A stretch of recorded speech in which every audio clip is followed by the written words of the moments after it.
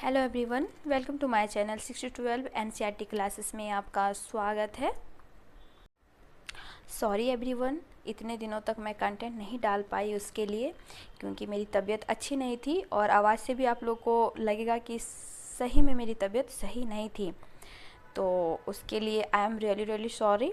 और प्लीज़ अब आगे बढ़ते हैं। जितना भी गैप हम लोग के हो चुके हैं और जितने भी हम लोग कंटेंट से पीछे रह चुके हैं, अब कोशिश करूँगी कि रेगुलर वो चीज़ पढ़ते जाएं और जल्दी से जल्दी कंप्लीट एनसीईआरटी का 6 to 12 तक जल्दी कंप्लीट करने का कोशिश करते हैं।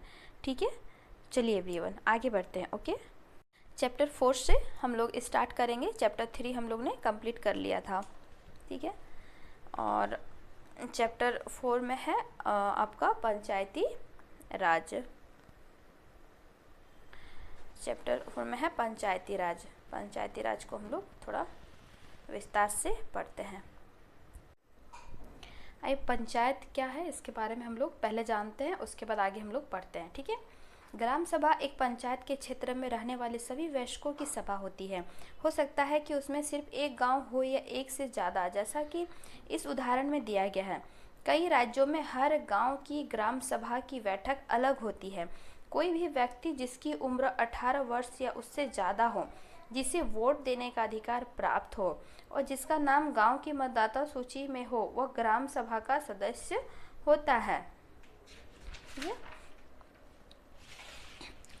पहले इंपॉर्टेंट इसका जानकारी ले लेते हैं, फिर पढ़ते हैं तो समझ में आएगी आगे। ठीक है, एक ग्राम पंचायत कई वार्ड यानी छोटे क्षेत्र में बटी हुई होती है।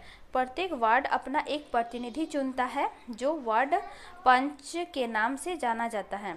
इसके साथ पंचायत क्षेत्र के लोग मिलकर सरपंच को चुनते हैं, जो पंचायत का मुखिया होता है। वार्ड पंच और सरपंच मिलकर ग्राम पंचायत का गठन 5 साल के लिए करते हैं। ग्राम पंचायत एक सचिव होता है। ग्राम पंचायत का एक सचिव होता है, जो ग्राम सभा का भी सचिव होता है। सचिव का चुनाव नहीं होता, उसकी सरकार द्वारा नियुक्ति की जाती है। सचिव का काम है ग्राम सभा एवं ग्राम पंचायत की बैठक बुलाना और जो भी चर्चा एवं निर्णय हुए हैं उनका रिकॉर्ड रखना। ठीक है, आज का दिन बड़ा खास है। सभी लोग जल्दी जल्दी ग्राम सभा के लिए जा रहे हैं। क्या आपको पता है क्यों? क्योंकि इस पंचायत के चुनाव के बाद आज पहली बार ग्राम सभा की बैठक हो रही है। हरदास गांव के लोग यह जानने के लिए बहुत उत्सुक हैं कि नई पंचायत ने उनके लिए क्या योजना बनाई है। ग्राम सभा की बैठक की शुरुआत में सरपंच और पंच ने सड़क की मरम्मत पर होने वाले खर्च का ब्यौरा यानी खर्च का पूरी जानकारी, आय व्यय का जानकारी दिया। ये सड़क गांव को मुख्य सड़क से जोड़ती है। इसके बाद पानी की कमी पर चर्चा होने लगी। गांव में रहने वाली तीजिया ने बोलना शुरू किया कि हरदास गांव में पानी की कमी की समस्या बहुत बढ़ गई है। हैंडपंपों का पानी जमीन में बहुत नीचे चला गया। मुश्किल से हैंडपंप में थोड़ा बहुत पानी आता है। औरत को 3 किलोमीटर दूर सुरू नदी से पानी लेने जाना पड़ता है। एक सदस्य ने सुझाव दिया कि सुरू नदी का पानी पाइप से गांव में एक बड़ी सी टंकी भर लेते हैं, उससे पानी की आपूर्ति हो जाएगी। लेकिन दूसरों को लगा कि यह बहुत महंगा पड़ सकता है। उन्होंने कहा कि इस साल के लिए हैंडपंप और गहरे कर लेते हैं और कुओं को साफ कर लेते हैं। तीजिया ने कहा, इनमें से तो काम नहीं चलेगा, हमें कुछ पक्की व्यवस्था करनी पड़ेगी, क्योंकि हर साल पानी का स्तर नीचे ही गिरता जा रहा है। जितना पानी जमीन से रिस जाता है, हम उससे ज़्यादा उपयोग करते हैं। ग्राम सभा के एक दूसरे सदस्य अनवर ने तब सबको बताया कि उसने महाराष्ट्र के एक गाँव में पानी संरक्षण के नए तरीके देखे हैं। वहाँ उस गाँव में अपने भाई से मिलने गया था। उसको जल संवर्धन विकास कार्यक्रम यानी वाटर शेड कहते हैं। उसने सुना था कि सरकार ने इसके लिए पैसे भी दिया था। उसके भाई के गांव में लोगों ने पेड़ लगाए थे, नालों में चेक डैम यानी छोटे छोटे बांध बनाए थे एवं टंकियां बनाई थी। सबको अनवर का यह विचार बड़ा अच्छा लगा और सबने ग्राम पंचायत को इसके बारे में पता करने के लिए कहा। ग्राम सभा क्या होती है? ग्राम सभा की बैठक में अब तक कौन सी समस्या पर चर्चा हो चुकी है, उनके लिए किस तरह के हल सुझाए गए हैं? ग्राम सभा में चर्चा के लिए अलग मुद्दा था गरीबी रेखा के नीचे आने वाले लोगों की सूची पर स्वीकृति लेना। जैसे ही सूची में दर्ज नाम पढ़ने शुरू किए गए, लोगों के बीच खुसर फुसर होने लगी। नटवर ने हाल ही में तो एक रंगीन टेलीविज़न खरीदा है और उसके बेटे ने एक नई मोटरसाइकिल भी भेजी है। वह गरीबी रेखा के नीचे कैसे हो सकता है? सूरजमल ने अपने पास बैठे आदमी से धीरे से कहा।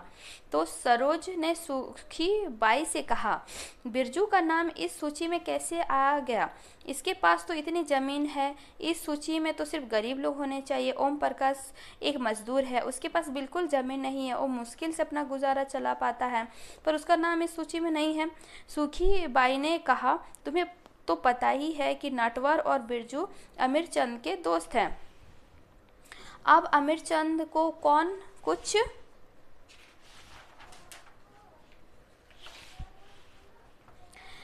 कुछ बोल सकता है? अमीरचंद पहले गांव का जमींदार था और जब भी बहुत सारी जमीन का मालिक है, जो अब भी बहुत सारी जमीन का मालिक है। पहले इसको पिंक वाले को पढ़ते हैं। ग्राम पंचायत पूरे गांव के हित में निष्पक्ष रूप से काम कर सके, इसमें ग्राम सभा की महत्वपूर्ण भूमिका है।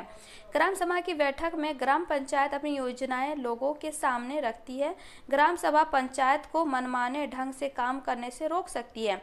साथ ही पैसे का दुरुपयोग एवं कोई गलत काम न हो, इसकी निगरानी भी करती है। इस तरह से ग्राम सभा चुने हुए प्रतिनिधियों पर नज़र रखने और लोगों के प्रति उन्हें जिम्मेदार एवं जवाबदेह बनाने में बहुत ही महत्वपूर्ण भूमिका निभाती है।